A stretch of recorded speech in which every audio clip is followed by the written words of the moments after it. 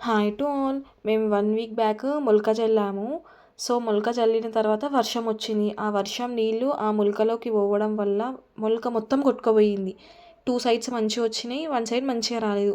So, మళ్ళీ మేము నాటు వేసేటప్పుడు మాకు నారు సరిపోదు అనేసి మళ్ళీ వడ్లు నానబెట్టాము. నానబెట్టిన తర్వాత మొలకొచ్చింది. ఇప్పుడు ఆ మొలక మేము మళ్ళీ జల్లాలి ఈ మడిలో. సో, ఈ మడిలో జల్లాలంటే మనకి గడ్డలు గడ్డలు మట్టి లేకుండా మొత్తం క్లియర్‌గా పెట్టుకోవాలి.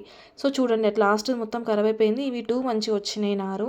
సో, మళ్ళీ మేము అలుకుడు చేస్తున్నాం. ఇప్పుడు గడ్డలు గడ్డలు ఉన్నాయి కదా! అవన్నీ ఒత్తేసి మేము సాఫ్ట్‌గా క్లీన్‌గా ఇప్పుడు సాఫ్ట్‌గా వాటర్ ఎట్లా కనిపిస్తున్నాయి, కొన్ని గడ్డలు కనిపిస్తున్నాయి కదా! ఇవన్నీ మట్టిలోకి అనేసేసి మేము మళ్ళీ క్లియర్‌గా చేసేసుకోవాలి. సో, ఇప్పుడు మేము చూడండి అలుకుడు చేయడం స్టార్ట్ చేశాము. ఒక రైతుకి పంట చేతికొచ్చేంత వరకు కష్టమే. నారు మంచిగొస్తదా రాదా? లేకపోతే నాటేసిన తర్వాత వర్షాలొస్తాయా? ఆ నాటు ఖరాబయితదా? మందులు జల్లాలి. ఇలా ఎన్ని కష్టాలుంటాయో. ఒక రైతుకి చేతికి పంట అందేంత వరకు బాధ. పంట అందిన తర్వాత వడ్లు కొయ్యేంత వరకు ఆ బాధ. ఇన్ని కష్టాలుంటాయి ఒక రైతుకి.